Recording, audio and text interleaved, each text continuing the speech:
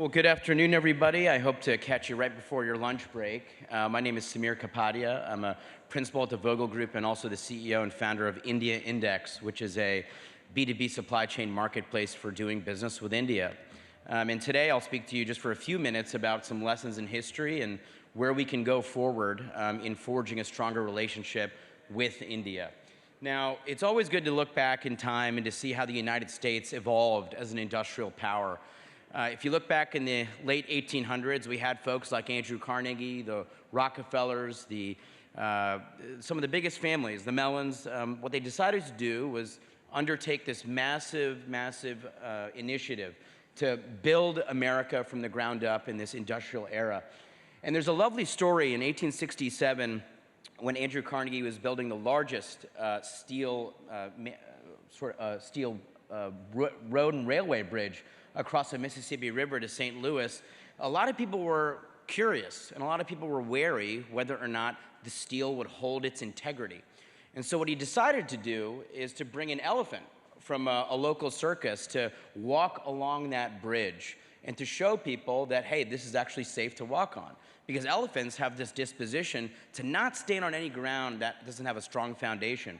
And lo and behold, on that auspicious day, Carnegie and his team walked that elephant across, and not only did people cheer, but people followed.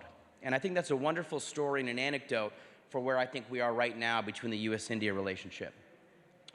Now, what has been the problem between sourcing between India and the United States? It's been a combination of things. Remember, let's go back in history again. In the 1980s, India and China were at par when it comes to trade between the United States. And over the last 50 years, that's clearly gone awry. Today, it's around 191 billion in goods and services between trade of US and India. With China, anywhere between 600 to 700 billion, where you want to kind of put that number. So what grew that inequity? Now, it wasn't just the aggressive marketing that China had done with a variety of US companies and just how easy it was to find that sort of labor arbitrage. But all the meanwhile, India kind of sat at the back seat. And those problems still linger today. There's fragmented data sets around who to really reach out to, who to talk to, how to find the right supplier. There's poor search, cold calling, language barriers. We lack a lot of what I'd call B2B structural infrastructure to connect US companies with Indian companies. And the need has never been greater. Geopolitics are driving the demand. We know this all too well from looking at the policies that are coming from the State Department, that are coming from the United States Trade Representative, coming from the United States Department of Commerce. All around the echo chamber of Washington, there are policies that are saying, you know what, maybe China isn't the best place to do business. And that it's happened for years through anti-dumping, countervailing duties, and it accelerated even further into the Section 301 tariffs we saw during the Trump administration, which have prolonged, if not expanded, according to some statistics. And in many respects, President Biden is Trump without the tweets when it comes to Chinese trade policies. So what does that really do? You know, you're a US company, you want to import products, you're facing high tariffs and duties. Mind you, these aren't small tariffs. 25% tariffs, that's your margin. You're out of business at a 25% tariff. So what do? You got to look to other markets. National security concerns. A lot of US companies, not just the Fortune 500, have been clamoring around the fact that maybe they don't feel China's really the best place to do business in the long term. Something could happen, and that could disrupt their supply chains. Apple's case in point.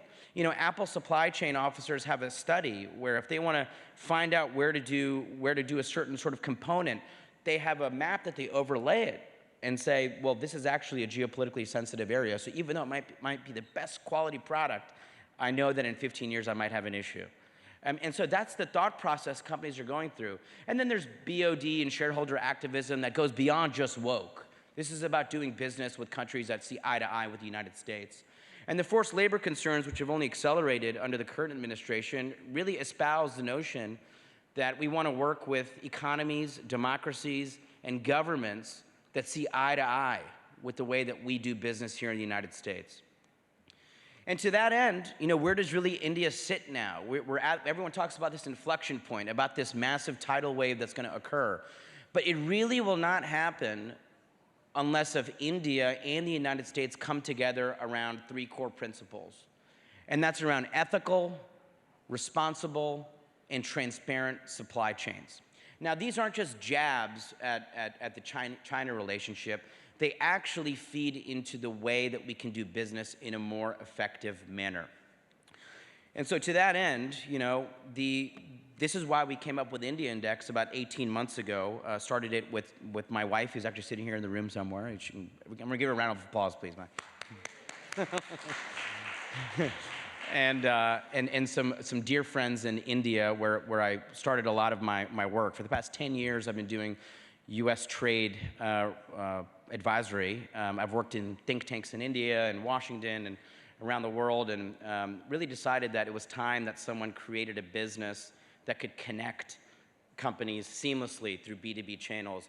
My old boss, Senator Warner, who sat up here today, even referenced it, that these B2B supply chains are something that could really accelerate the future. Think of it as an Alibaba or an Amazon, but instead you log on and you're able to identify at your fingertips suppliers that really can meet your needs and have workflow management solutions and a variety of other things. So, we're not just doing this to create a new business. We're doing this because India needs this right now. The United States needs this right now. How do we take all the momentum, capture that energy, and accelerate it further? And to come back to my initial anecdote, it's funny, everyone thinks of India as, and the kind of image you see as an elephant. And that picture that we saw in the beginning of Andrew Carnegie and bringing that elephant down, that steel structure. Today, the United States is that elephant.